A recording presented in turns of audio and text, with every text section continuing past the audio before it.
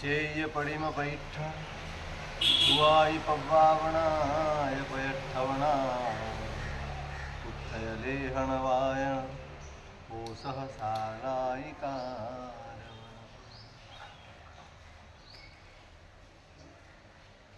પ્રભુ શાસનના પરમ આરાધક મહાપુરુષોએ આપણા આત્મકલ્યાણ માટેના માર્ગદર્શન સતત આપ્યા. સતત ઉપકાર કરવો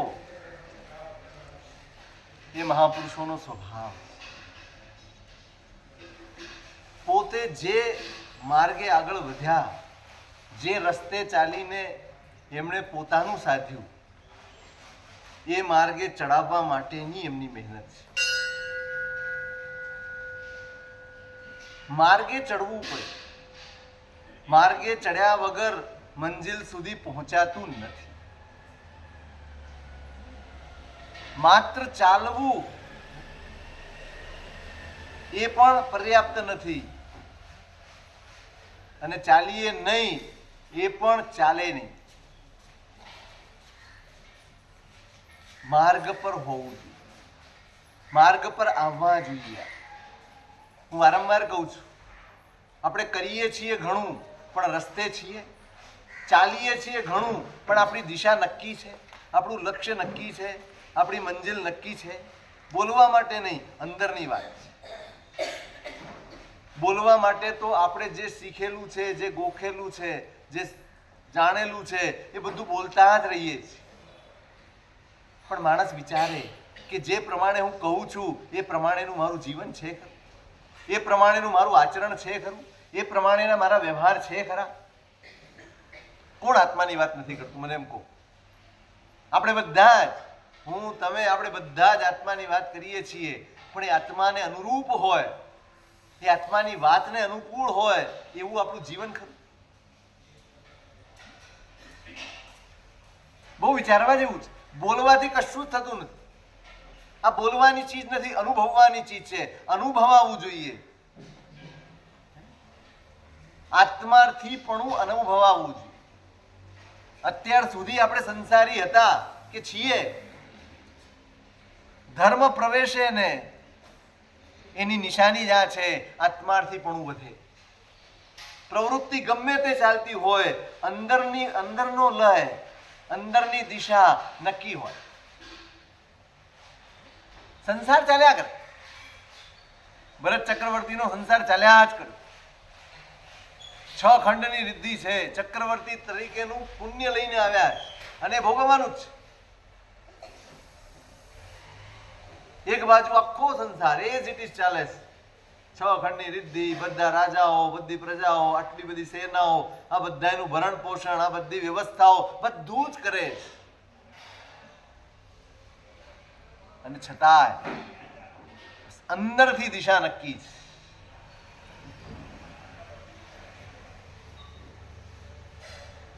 અંદરથી ધ્યેય નક્કી છે, લક્ષ્ય નક્કી છે. મારું શું છે, હું કોણ છું, એટલું સ્પષ્ટ હોય ને એ સંસારમાં રહીને પણ મોક્ષ પામી શકે. અને જેને આ સ્પષ્ટતા નથી કે મારું શું છે ને હું કોણ છું, એ દીક્ષા લઈને પણ સંસારમાં રખડી પડે. અંદર સ્પષ્ટતા થવી જોઈએ કે હું કોણ છું અને મારું ખરેખર છે શું. આ સ્પષ્ટતા, આનું નામ જ વૈરાગ્ય છે. વૈરાગ્ય એટલે બધું છોડી દેવું નહીં.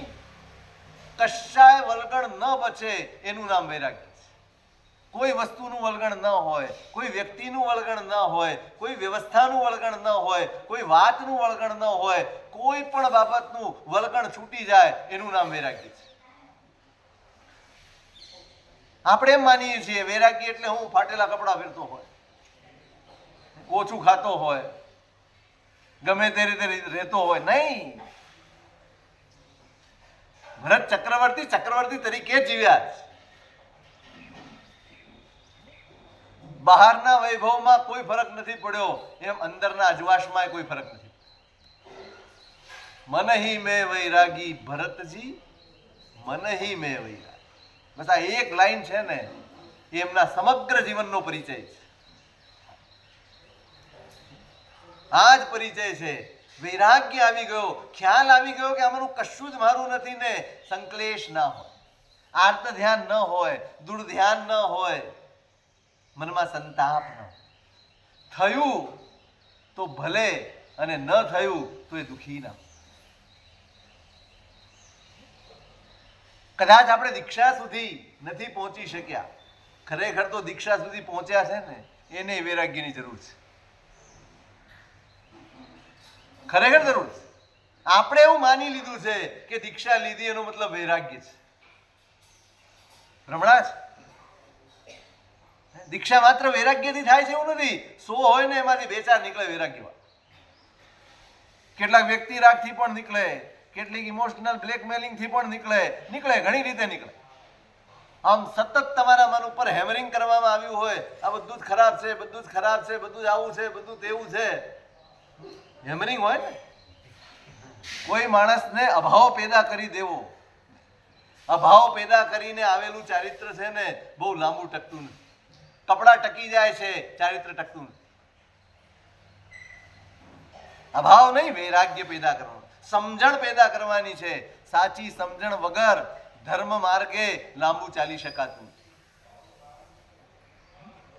સમજણ પેદા કરો, નફરત નહીં. આપણો માર્ગ નફરત પેદા કરવાનો, સતત ભાંડવાનું, સતત નિંદા કરવાની, સંસાર આવો, સંસાર આવો. અરે નહીં, વાસ્તવિકતા સમજાવી એક વસ્તુ છે. ડાયાબિટીસ વાળાને મીઠાઈની નિંદા કરાય? હે સાહેબ, મીઠાઈની નિંદા કરીને છોડાવી શકાય? શું કરાય? હવે તમે નિંદા કેવી રીતે કરો? કારણ કે તમે તો ખાવ છો, તમે તો ખાવ છો અને પેલાને ખાવા માટે નિષેધ કરવાનો છે, તો નિંદા કરશો? શું કરશો?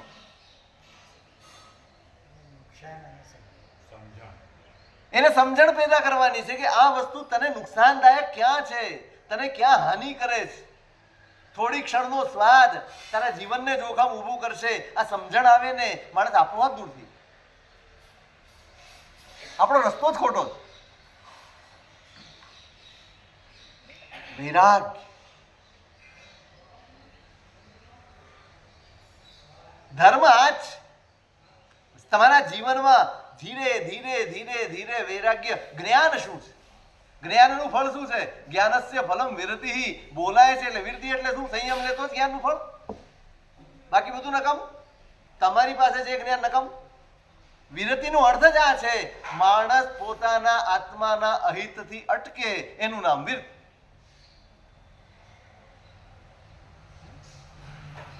જે પણ જ્યાં પણ અહિત થતું હોય ત્યાં અટકવાનો પ્રયત્ન કરે, અટકે, એનું નામ વિરતિ છે. આપણા મનમાં એવું છવાઈ ગયું છે દીક્ષા લેવું એ જ્ઞાનનું ફળ. અરે દીક્ષા સુધી પહોંચવું એ પણ જ્ઞાનનું ફળ. આવી રીતે અટકતા અટકતા અટકતા જ દીક્ષા સુધી પહોંચાય છે. સંપૂર્ણ અહિતથી અટકી ગયો હોય ને એનું નામ દીક્ષા.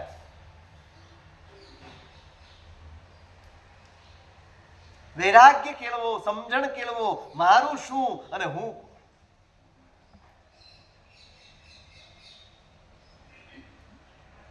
આખું જીવન ચક્રવર્તી તરીકેનું જીવ્યા. કેવળ જ્ઞાન ક્યાં થયું? ઘરે જ થયું.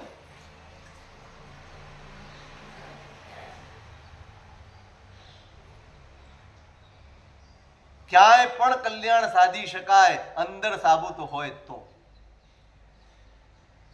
અંદર સજ્જતા હોય તો કલ્યાણ માટે કોઈ દેશ કાળ નડતા નથી. અંદર તૈયાર કરો, અંદરની તૈયારી કરો. ગમે તેવા વૈભવ વચ્ચે પણ એ વૈભવ તમને લલચાવી ન શકે. તમારું અંદર, તમારું જ્ઞાન સાબુત હોવું જોઈએ, તમારી સમજણ સ્પષ્ટ હોવી જોઈએ. ચક્રવર્તીપણું એને લલચાવી ન શકે, ચક્રવર્તીપણું એમને આસક્ત ના કરી શક્યું. આપણી પાસે કેટલું છે? ટકાવારી ગણો તો. ભરતનો વૈભવ અને આપણો વૈભવ ટકાવારીમાં કેટલું? 1% આવે. કેટલાય ઝીરો પછી એકડો આવે ખરો.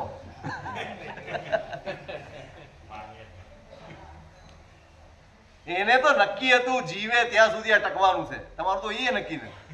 આમાં એકડો આવે જ નહીં, આપણામાં ઝીરો જ આવે ખાલી. છતાંય આપણી આસક્તિ, છતાંય આપણું મમત્વ કોણે બાંધ્યા છે? તમે સાચું કહો, કોણ બાંધે છે? આ સવારના પોરમાં આપણે વ્યાખ્યાનના ટાઈમની માથાકૂટ કેમ કરવી પડે છે? સાચું કહેજો, આટલી બધી માથાકૂટ કેમ કરવી પડે? જે અનિવાર્ય છે ને એના માટે માથાકૂટ કરી.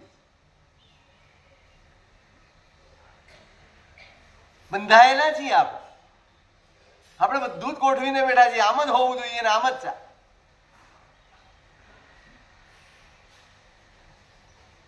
મનહી મેં વૈરાગી, આ વૈરાગ્ય છે એ પૂર્વક જીવવાનું.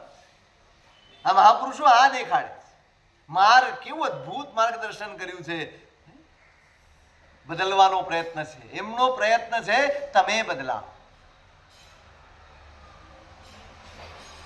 તમારી દિશા બદલાય, તમારું લક્ષ્ય બદલાય. અનાદિકાળથી જે કર્યું તે ભલે કર્યું, હવે એને યાદ કરીને બેસીને અફસોસ નથી કરવાનો. અફસોસ એ જ સાર્થક હોય છે જે પ્રેરણા આપે, જે પુરુષાર્થ જગાડે એ અફસોસ સાચો. બાકી ખાલી અફસોસ કર્યા કરવું, સાહેબ કાંઈ થતું નથી, બરાબર છે, કાંઈ થતું નથી, એથી શું થાય? મને એમ થાય હું સાજો થતો નથી તો મારે શું કરવું પડે? જે આવે એની આગળ હું કહું હું સાજો નથી થતો, હું સાજો નથી થતો, તમે શું કહો? કહો કે નહીં? ભાઈ નથી થતો, હું 3 દિવસથી સાંભળું, પણ દવા લે છે તો ના, દવા નથી. ધર્મમાં આપણી હાલત આ જ, સંસારમાં હાલત જુદી છે, ધર્મમાં હાલત જુદી છે. ત્યાં જરાક આપણને ઊણું લાગે, ઓછું લાગે ને તો આપણો પ્રયત્ન વધી જતો હોય છે. આપણા એફર્ટ વધી જતા હોય તો એક્સ્ટ્રા એફર્ટ કરતા હોઈએ. ભાઈ કેવી રીતે આગળ વધી શકાય, કેવી રીતે બધું ગોઠવી શકાય? ધર્મમાં નથી થતું તો કાંઈ નહીં, કોઈ હાનિ તો છે જ નહીં. કોઈ હાનિ ખરી? ધર્મ ન થાય તો કોઈ હાનિ ખરી? આપણને દેખાતી નથી, આપણને દેખાતી નથી.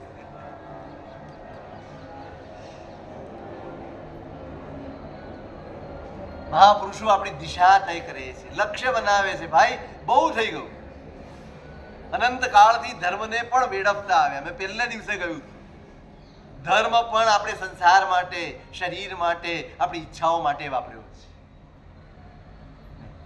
ધર્મ એ માત્ર મારા માટે જે છે મારું, આ મૂડી મારી છે, એને વેડફવી નથી.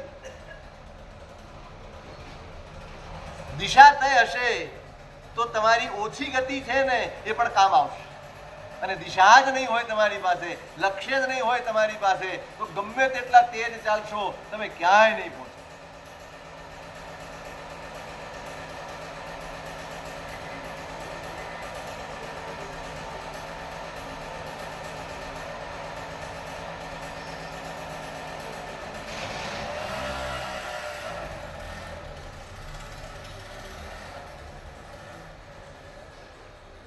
લક્ષ્ય બાંધો, દિશા નક્કી કરો, ધ્યેય નક્કી કરો.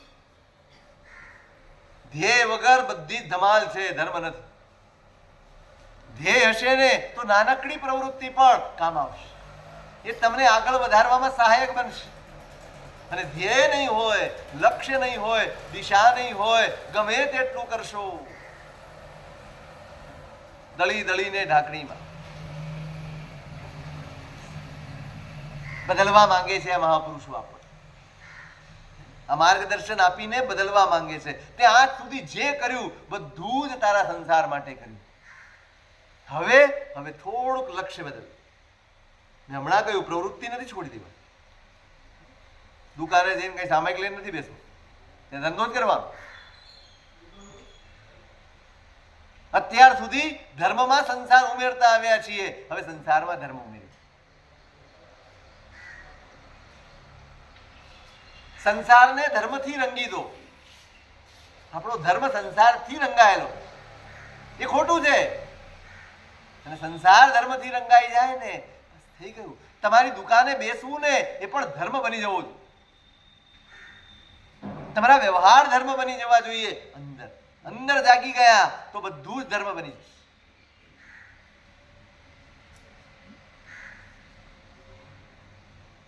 અનંત કાળથી આ એક સરખી ઘરેડ છે. જે સૂઝે એ સંસારનું જ સૂઝે, જે દેખાય એ બધું જ સંસારનું દેખાય, આત્માનું ન દેખાય. બસ આ ભાવમાં મહેનત એટલી જ કરવી છે, એટલી જ મહેનત કરવી છે. બરાબર યાદ રાખજો, કઈ આખો દિવસ આત્મા યાદ નથી જવા, ટેવ જ નથી, ટેવ જ નથી. પણ યાદ આવે ને એવા કૃત્યો કરો. આ કૃત્યો કરવાનું કેમ કે છે? તમે દાન આપો, તમે સુપાત્ર દાન આપો, તમે અનુકંપા દાન આપો, તમે પૂજા કરો, તમે માળા ગણો, તમે ખમાસનું આપો, તમે ગુરુ ભગવંતના વંદન કરવા માટે આવો, તમે દૂરથી પણ ધજા જુઓ તો વંદન કરો. કેમ કહેવામાં આવે છે? શા માટે કહેવામાં? ધર્મ કૃત્યો જ એવા કૃત્યો છે જેમાં તમને આત્માનું સ્મરણ થાય કે આ મારા આત્માના હિત માટે છે, માટે હું કરું છું, માટે આટલી બધી વખત કહેવામાં. આ કઈ એમને એમ નથી, માત્ર તમારું પુણ્ય વધે એના માટેના માર્ગદર્શન નથી. તમારી આત્મ જાગૃતિ વધે, તમારી આત્મા પ્રત્યેની સભાનતા વધે એના માટે આટલું બધું વિધાન કરવામાં આવ્યું. ડગલે ને પગલે આ કર, આ કર, આ કર. આપણને આટલું બધું શા માટે? બાળકો સ્કૂલે જાય, ટ્યુશને જાય, હોમવર્ક કરે કે ન કરે? કેટલું કરે? તમારી આગળ ફરિયાદ કરે, આટલું બધું હોમવર્ક કરવાનું અમારે? તો તમે જાઓ સ્કૂલે ફરિયાદ કરવા, આટલું હોમવર્ક નહીં આપવાનું? હે, ફરિયાદ કરો. તમે એને સમજાવો, ભાઈ કરવું પડે, ભણવું જરૂરી છે, જ્ઞાન મેળવવું જરૂરી છે, આગળ વધવું જરૂરી છે, એના માટે આ બધું જરૂરી છે.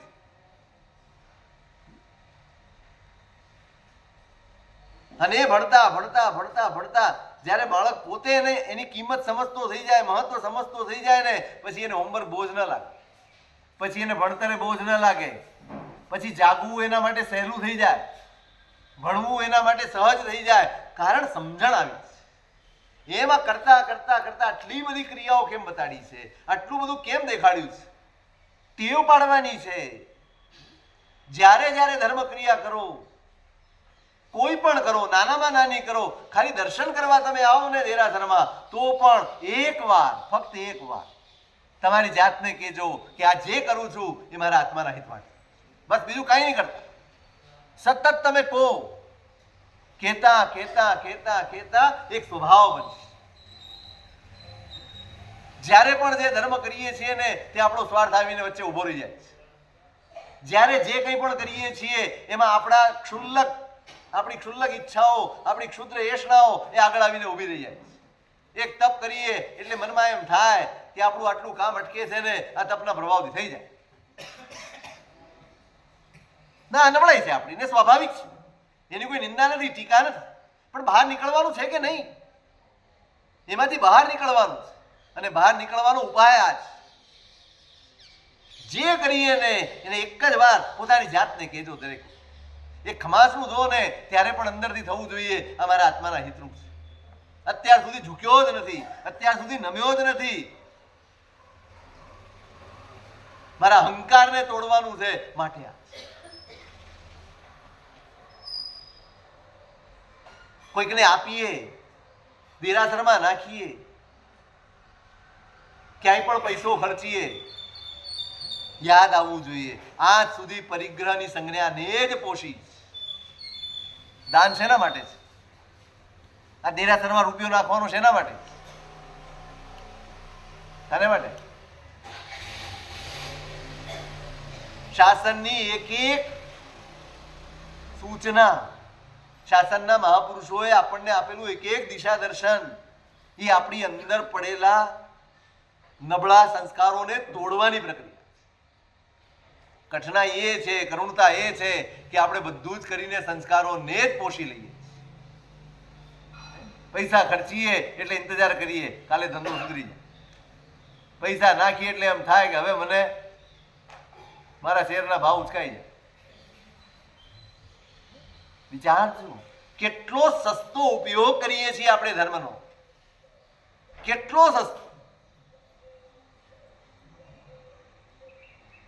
પરિગ્રહ સંજ્ઞા તોડવાની છે, માટે મારા પ્રભુએ દાન બતાડ્યું છે. રૂપિયો નાખીએ ને ત્યારે આ હોવું જોઈએ, ભગવાન આજે આટલું નાખું છું ને કાલે એવી ક્ષમતા આવે કે બધું જ છોડવાનું મને મન થાય. આ રૂપિયો એટલા માટે નાખવાનો છે કે આ બંધન છે, મારી આસક્તિ જોડાયેલી છે, મારું મમત્વ જોડાયેલું છે, મારી ઈચ્છાઓ જોડાયેલી છે, મારી સંજ્ઞા જોડાયેલી છે, માટે હું છોડી નથી શકતો. આ મારું નથી એવી બુદ્ધિ જાગે માટે રૂપિયો નાખવાનો. આ પરિગ્રહની સંજ્ઞા તૂટે માટે કોઈકને આપવાનું છે, માટે પૈસા ખર્ચવાના.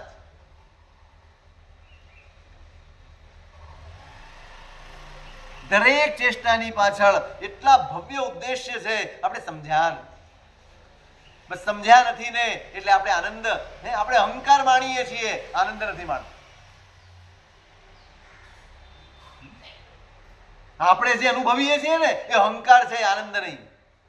આનંદ તો કેવો હોય, અંદર આમ અહીં લાખ રૂપિયાનો લાભ મળ્યો હોય ને તો સીધો દેરાસરમાં જાય ને ભગવાનની સામે જાય તો આંખે આંસુ આવી જાય. પ્રભુ કેવો ઉપકાર તમારો, આજે આટલી સંજ્ઞા છૂટી, આ છોડવાનું મન થયું ને આ તમારો ઉપકાર. નહોતું થતું, આ કામ પડશે, આમ થશે, તેમ થશે, ઘણા બધા વિકલ્પો, ઘણા બધા બહાના આવતા હતા. એ બધા જ બહાનાને ઓળંગીને આજે મને લાભ લેવાનું મન થયું ને પ્રભુ આ તમારો ઉપકાર છે, બસ આવી કૃપા કર્યા જ કરે. આ આનંદ છે. એ કહેતો ન ફરે આજે આપણે આમ કર્યું. આપણે હોઈએ છીએ ને તો સંઘના બધા જ કામ થઈ જાય છે, કોઈ દી બોલતા નહીં, કોઈ દિવસ વિચારતા નહીં. સંઘ જયવંતો છે, પ્રભુનો સ્થાપિત સંઘ છે, મારાથી નથી ચાલતો. હું સંઘ થકી છું, સંઘ મારા થકી નથી. સંઘ છે, મેં હમણાં કહ્યું છું 2 દિવસ પહેલા કદાચ, સંઘ છે તો હું લાભ લઈ શકું છું. સંઘ છે તો મને થોડો ધર્મ સૂઝે છે. આ ભાવના, આ આનંદ છે. આનંદ માણો, અહંકાર ખૂબ માણ્યો. તમે લાભ લીધો અને 2 જણાએ નો કીધું હોય ને તોય તમને દુઃખ થાય. જોયું, એને ખબર પડી તો ફોન નો આવ્યો.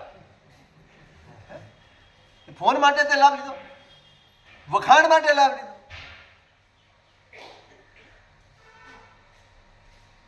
પેલા અનુપમા દેવીનું ખબર છે ને, શત્રુંજય ઉપર ગયા ત્યારે આખા શણગારેલા હતા ને આવ્યા ત્યારે સાવ અડવાણા હતા.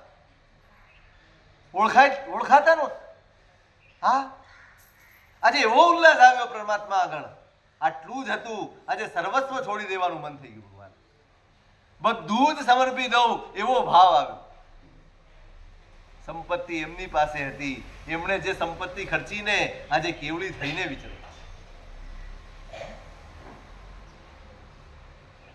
કેવા ભવ્ય ઉદ્દેશ્ય છે આ મહાપુરુષોના.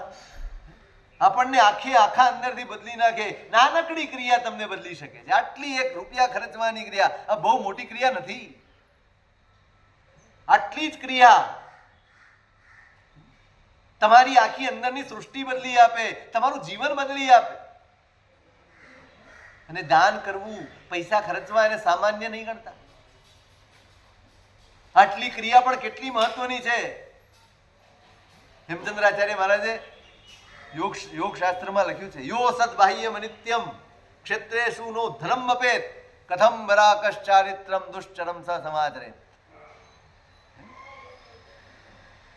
પોતાની પાસે છતી સંપત્તિ હોય પણ એ સંપત્તિ કેવી છે? બાહ્યમ.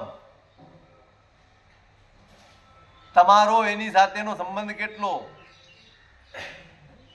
તમારો એની ઉપર અધિકાર કેટલો. જેટલો વખત તમારા કર્મ અનુકૂળ છે એટલો વખત જ તમારો અધિકાર છે. ગમે તે ક્ષણે તમારાથી જુદી થઈ શકે, ગમે તે ક્ષણે તમને છોડીને જઈ શકે. બાહ્ય છે, અનિત્ય છે. હું પકડીને રાખું તો સંપત્તિ રહેશે. બાહ્ય છે, મારી સાથે જોડાયેલી નથી. અનિત્ય છે, ગમે તે ક્ષણે પગ કરી જઈ શકે.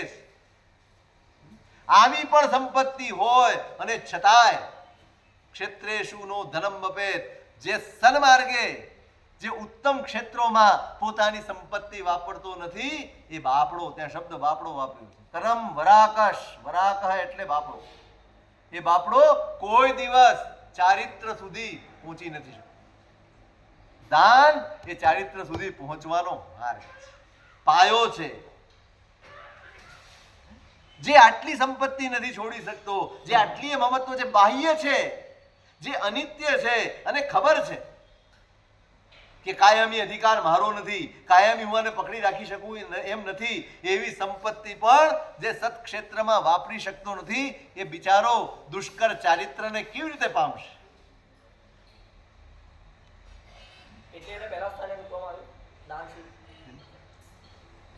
તમારી મમત્વ સંજ્ઞા, મૂર્છા, આ પરિગ્રહની સંજ્ઞા, આ બધું છોડવાનું. ચારિત્ર એટલે શું? ચારિત્ર એટલે શું? છોડવું.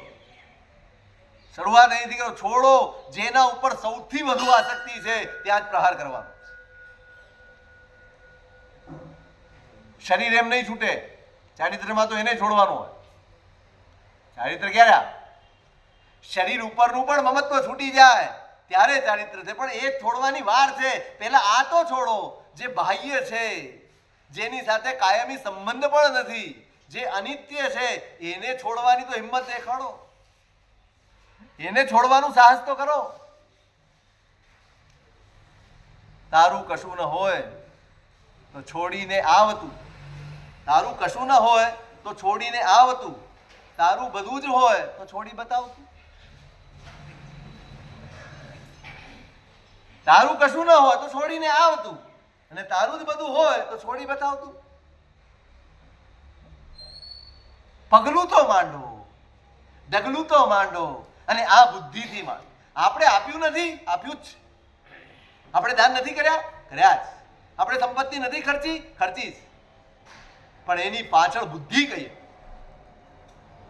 મહત્વ તમારી બુદ્ધિનું છે, મહત્વ તમારી વૃત્તિનું છે. એ વૃત્તિ, એ બુદ્ધિ, એ દાનને ધર્મ બનાવે છે, એ દાનને પુણ્ય બનાવે છે.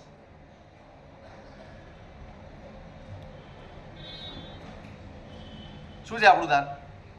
ધર્મ કે પુણ્ય? તમે સંપત્તિ વધે, તમે કરેલી દાનની ક્રિયા, તમે ખર્ચેલી સંપત્તિ, એનાથી તમારો બિઝનેસ વધે તો તમે રાજી થાઓ, કે તમને લાભ મળ્યો એનાથી રાજી થઈ જાઓ તમે?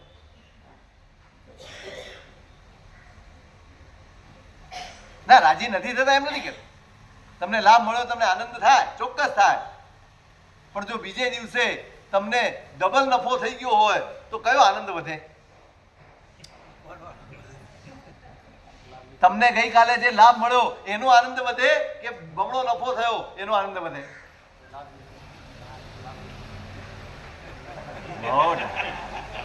પાણીઓ એમ હાર ન માને, એમ હાર થોડી માને. હા, એમ. એટલે પછી ફરી વાર ખર્ચવાનું મન થાય. હવે કોક વાર નો થાય ને,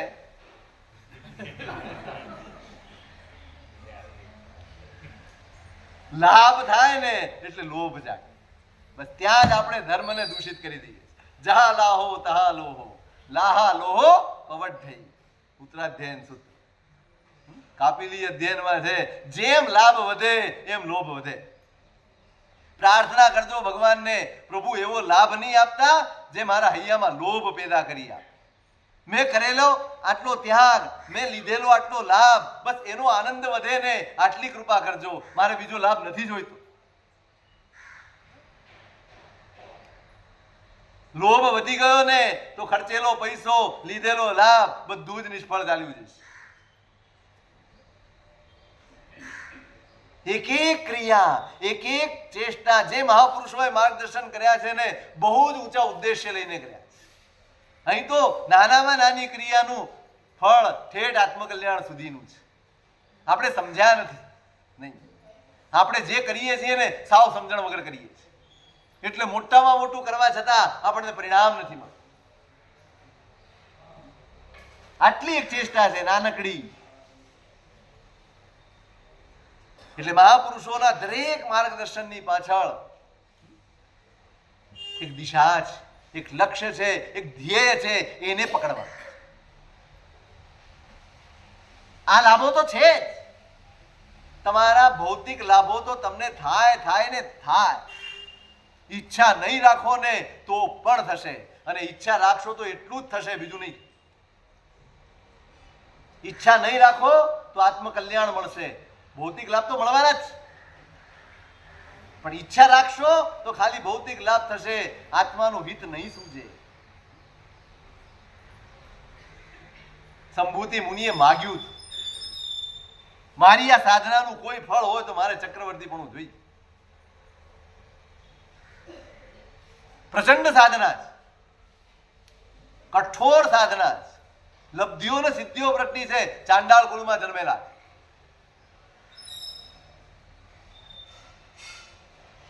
પણ સનત કુમાર આવ્યા વંદન કરવા, પટરાણી સાથે આવ્યા, સ્ત્રી રત્ન સાથે વંદન કરવા આવ્યા, અને વંદન કરતા બસ એ વાળનો સ્પર્શ થઈ, મર્યાદા ન રહી, વાળનો સ્પર્શ થઈ અને ખળભળાટ, અંદર ખળભળાટ મચી ગયું. ઓહો, એક વાળ જો આટલા બધા સુવાળા હોય તો આ સુખ કેવું હશે? જોજો, આટલી સાધનામાં રત રહેલો મહાપુરુષ, આટલી સાધનામાં ડૂબીને રહેલા મહાપુરુષ, આ મન છે ને સૌથી ખતરનાક તત્વ છે. સાવધ નથી રહ્યા ને એની દશા બગાડી દીધી છે. જરાક ચૂકાયું ત્યાં તો બધું જ જાય, ખળભળાટ મચી ગયો. હવે મારે આ જોઈએ, બસ ઈચ્છા જાગી ગઈ. આટલી સાધના પછી પણ મન નથી સધાતું. આપણે અહીંયા તો આપણી તુલના કરવાની રહે, આપણી કેવી સ્થિતિ હશે? આપણું તો ક્યાંય ઠેકાણે નથી રહેતું. દેરાસર જાઓ તોય, પ્રતિક્રમણ કરો તોય, વ્યાખ્યાનમાં હોય તોય, ક્યાંય પણ હો,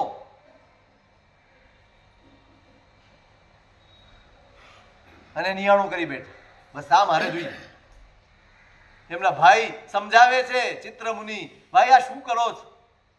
ચિંતામણી આપીને ગધેડો ખરીદો છો? ચિંતામણી વેચીને ગધેડો ખરીદો છો? આ કરો છો શું તમે? નહીં, બસ મારે જોઈએ.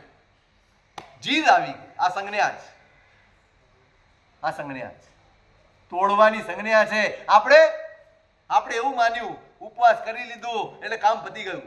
આપણે એમ માની લીધું ઓળીઓ કરી લીધી, કામ પતી ગયું. સંજ્ઞા તૂટી કે નહીં એની સાવધતા એ તપ છે. જેમ જેમ આયંબિલ થતા જાય, જેમ જેમ ઉપવાસ થતા જાય, જેમ જેમ ક્રિયા થતી જાય, જેમ જેમ ધર્મ થતો જાય, સંજ્ઞા તૂટવી જોઈએ. પૈસા ખર્ચાતા જાય ને એમ પરિગ્રહની સંજ્ઞા તૂટવી જોઈએ. ત્યારે ખર્ચેલું પૈસો એ આપેલી સંપત્તિ એ દાન એ ધર્મ છે. જે સંજ્ઞા તોડે એનું નામ ધર્મ, અને જે સંજ્ઞા વધારી આપે એનું નામ પુણ્ય છે. સંજ્ઞા તોડે એ ધર્મ છે. આપણી સંજ્ઞા વધી કે તૂટી? કોમ આપણી સંજ્ઞા વધી કે તૂટી? આ વર્ષિતા પાળાને પૂછો, બેસણા કરવા જાય ને, જોજો આખું બોર્ડ ભરીને વસ્તુ બનાવી હોય તો ડોલચું હાથમાં લઈ.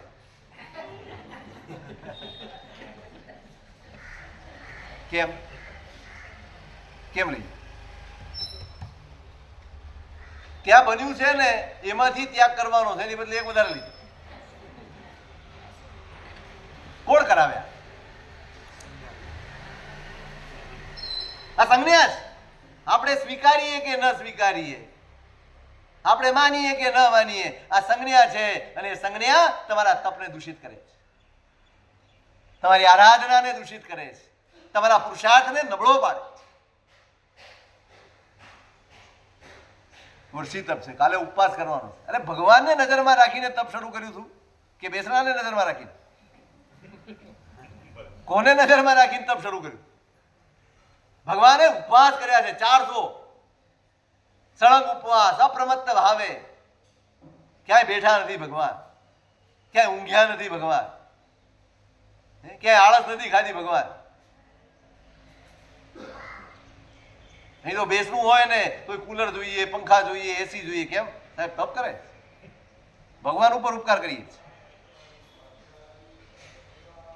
આટલો વખત પણ આરામ સમારંભ ના છૂટે.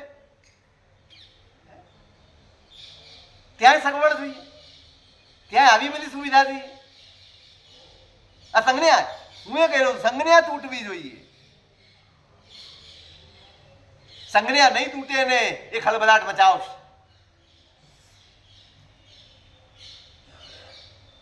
અહીંયા દરેક ક્રિયા મેં શરૂઆતમાં પણ કહ્યું સંજ્ઞા તોડવા માટે જ. તપ પણ સંજ્ઞા તોડવા માટે. ભાઈ 16 થઈ જાય ને તોય ઘણાનો મેળ જ નથી પડતો. તમે જોજો હમણાં વાસખમણ થશે, સિદ્ધિ તપ થશે, આ થશે તે થશે, એના પારણા જોજો ક્યાં થશે ક્યાં નહીં થાય કાંઈ કહેવા જેવું. કોઈ મર્યાદા, કોઈ વિવેક, કોઈ આજ્ઞા, કોઈ ધર્મ, બધું જ પ્રતિક્રમણ થાય ને સંવત્સરીનું કટાસણા ભેગું મુકાઈ જાય. ગૌરવ જ નથી રહેતું. સંજ્ઞા તૂટવી જોઈએ. બસ આટલું નથી સમજાતું ને એટલે આપણા તપ નિષ્ફળ જાય. એટલે આપણું તપ એ માત્ર આડંબર બની જાય. આરાધના નથી બનતી, આડંબર બની જાય. આડંબરથી લોકોની વાહવા મેળવી શકાય છે, જ્ઞાનીઓનો થપ્પો નથી મળતો. જ્ઞાનીઓની મોહર જોઈએ તો અંતર્મુખ થઈને તપ કરવું જોઈએ. તપ કરવું છે ને, સંકેલો કરવાનો એનું નામ તપ છે ભાઈ. સંકેલવાના છે પોતાને. તપ આડંબર બનીને રહી જાય આનાથી મોટી વિડંબના શું હોય છે? આટલી લોકોત્તર આરાધના અને આપણે એવા ને એવા.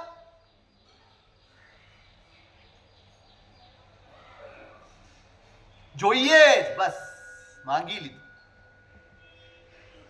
ખૂબ સમજાવે છે પણ નહીં. આ સંજ્ઞા છે, આ સંજ્ઞા છે. ઉપવાસ કરી લઈશ પણ પારણામાં તો આટલું જોઈએ. જોઈએ કે નથી? કેવું હોય આપણું પારણું? આમ જાણે આવતીકાલથી હવે ઉપવાસ જ કરવાનો હોય ને એટલી રીતે ખાય.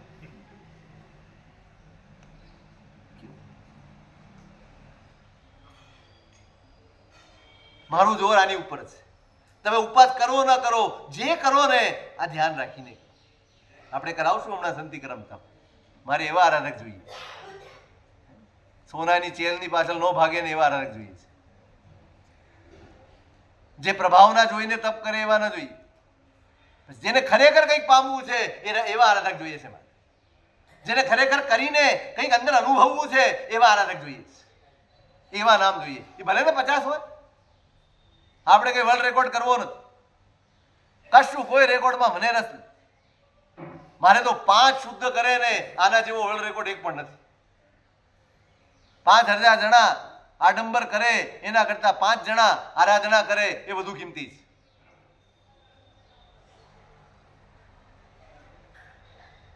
સંજ્ઞા નડી, સંજ્ઞા નહીં તૂટી હોય. બહુ જ મહેનત પડે છે સંજ્ઞા તોડવામાં. અને ધર્મ એટલા માટે, આ આચરણ વારંવાર એટલા માટે કરવાના છે સંજ્ઞા તૂટવી જોઈએ. કેમ પૈસા વારંવાર ખર્ચવાના છે? કેમ તપશ્ચર્યા વારંવાર કરવાની છે? કેમ વંદન વારંવાર કરવાના છે? કેમ ભણવાનું છે? એટલા જ માટે કે જે ગમતું નથી ને એ કરાવવાનું છે પોતાની જાત પાસે. જે ક્યારેય ગમ્યું નથી, ક્યારેય કર્યું નથી, જે તરફ ક્યારેય લક્ષ્ય ગયું નથી, સાહેબ મને ગમતું નથી, અરે એટલે જ કરવાનું છે. તને તારું હિત ગમતું નથી ને માટે જ તો કરવાનું છે. ક્યારે હિત ગમશે? આપણને સુખ જ ગમ્યા છે, હિત ગમ્યું જ નથી.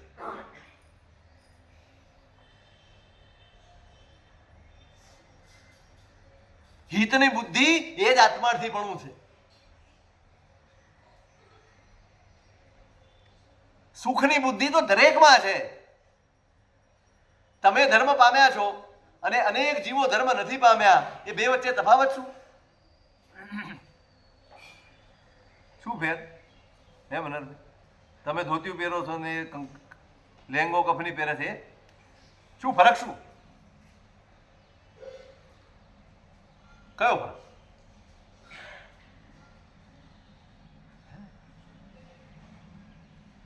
બોલો તો ખરા. વિચાર્યું ખરું કે નહીં કોઈ દિવસ? આપણે આવું બધું વિચારતા જ નથી. શું ફરક? હું ધર્મ પામ્યો છું એમ જો હું કહેતો હોઉં, એવો જો મારો દાવો હોય, એવી જો મારી સમજણ હોય, તો મારામાં અને જે જીવો ધર્મ નથી પામ્યા એમાં શું ફરક છે? બસ આ જ. સુખની બુદ્ધિ ખસે અને હિતની બુદ્ધિ બેસે એ ધર્મ. બાકી કાંઈ સુખની બુદ્ધિ તો એનામાં છે. એ શેની મહેનત કરે છે? આખો સંસાર આપણે બીજા બધા જીવો છોડી દઈએ, આપણે મનુષ્યો શેની મહેનત કરે છે બધા? સુખ માટે, સાધન માટે, સગવડ માટે, સુવિધા માટે, પોતાની ઈચ્છાઓ પૂરી કરવા માટે. આપણે શેના માટે કરીએ છીએ?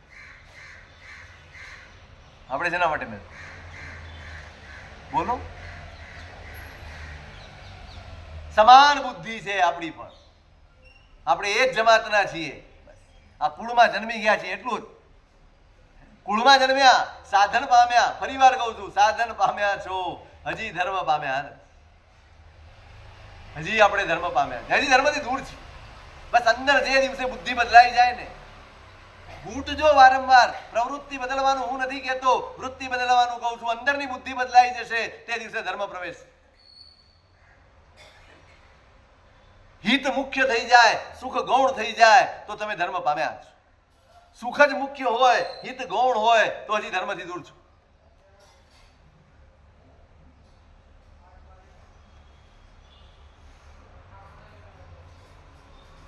જોઈએ જ બસ આ જ જોઈએ. ન જ માન્યા, ન જ માન્યા.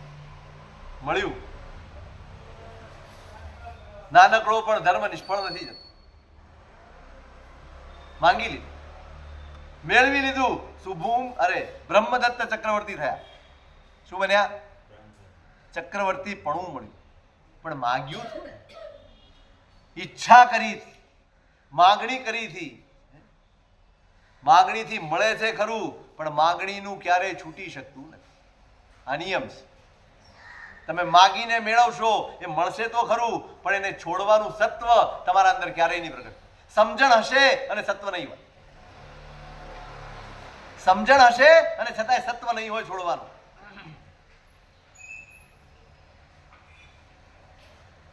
બંને ભાઈઓ ફરી મળ્યા જ છે. ચિત્રમુનિ પણ બીજી જગ્યાએ એક શ્રેષ્ઠી પુત્ર તરીકે જન્મ્યા છે, આ ચક્રવર્તી તરીકે જન્મ્યા છે. આખી કથા નથી કરતો, પણ મળ્યા છે બંને.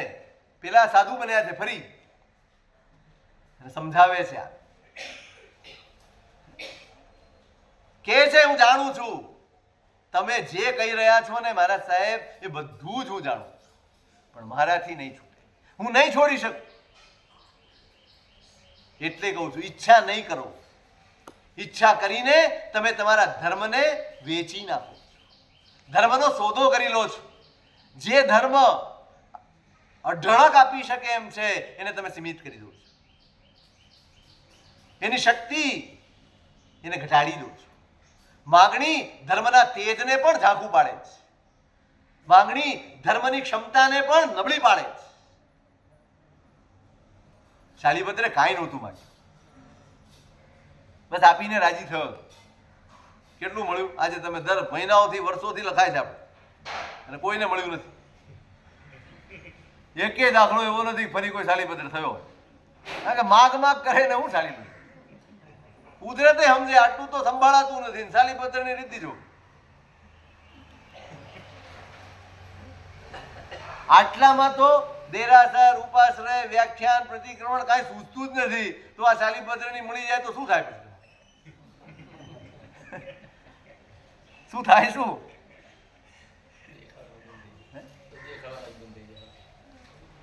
એટલે જ કુદરત પણ છે ને તમારું હિત ન થાય એની ચિંતા કરે છે ઘણી વાર. વિચારજો, જ્યારે માગણી પૂરી ન થાય ને, જ્યારે ઈચ્છા પૂરી ન થાય ત્યારે પરમાત્માનો આભાર માનજો. સારું થયું ભગવાન, તમે મારી ઈચ્છા પૂરી ન કરી. નીતર ધરતીથી અંતર થઈ જાય. 700 વર્ષ ચક્રવર્તી પણ ભોગવ્યું. કેટલા વર્ષ? 700 વર્ષ ભોગવ્યું. એમાં છેલ્લા 16 વર્ષ તો આંખ વગર ભોગવ્યું. ભયંકર કષાયોમાં ભોગવ્યું છેલ્લા 16 વર્ષ. ક્યાં ગયા? 7મી. 700 વર્ષ અને 33 સાગરોપમ. ક્ષણે ક્ષણનો હિસાબ ગણો ને તો એક એક સેકન્ડના અસંખ્ય વર્ષો થાય ભોગવવાના. ઈચ્છા નહીં કરતા. ઈચ્છા દૂષિત કરે છે, તમારી આરાધનાને દૂષિત કરે છે.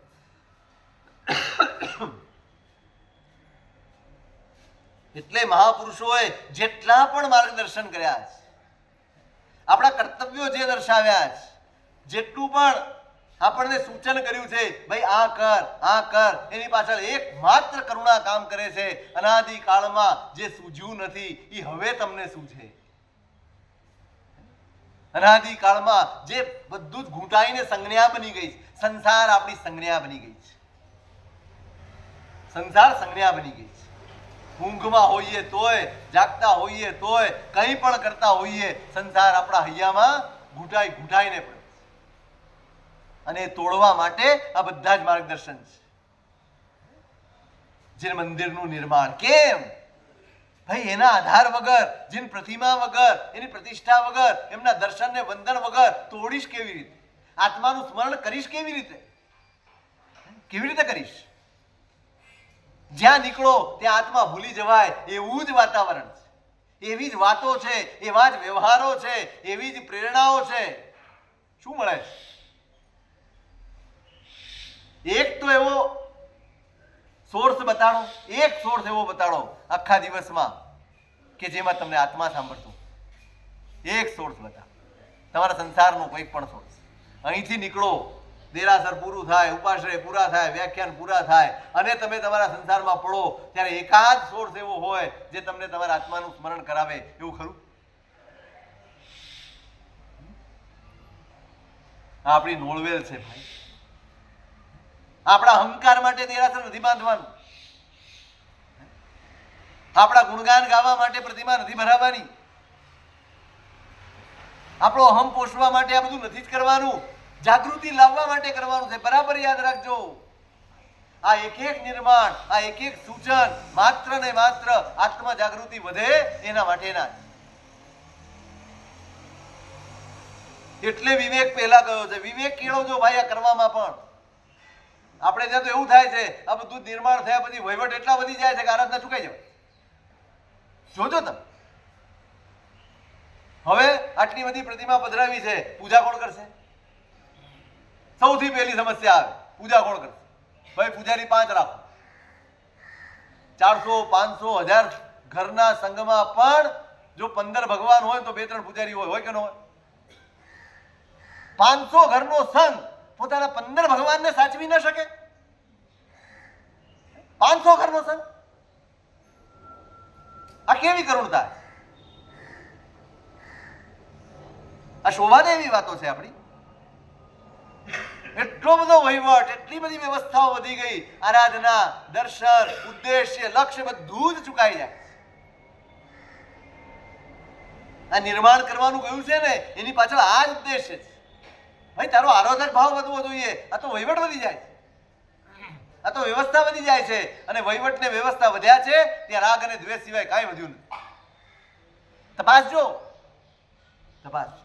જ્યાં અંદર ગુસ્સો ને ત્યાં ખબર પડશે કે શું ચાલે છે. ખદબદે છે, ખદબદે છે, મારું તારું ખદબદે છે, રાગ દ્વેષ ખદબદે છે, હું કરું ને હું કરું, જૂઠા જૂઠ ચાલે છે. કેવી કરુણતા છે! દયા આવે એવી સ્થિતિ છે આપણી. કેવી દયામણી સ્થિતિમાં જીવીએ છીએ. વિવેક શીખવાડે છે. આની સાથે વિવેક સમજવાનો છે. આ શા માટે છે ને એ સમજવાનું. આ કર્તવ્યોની વાત, માત્ર કર્તવ્યો શું છે એ નથી કેવું મારે, પણ એ કર્તવ્યો પાછળ આ મહાપુરુષોનું લક્ષ્ય શું છે, એમની દ્રષ્ટિ શું છે એ પણ સમજવું છે. અને એનું વિશેષ શું સ્વરૂપ છે? અગ્રેધિકાર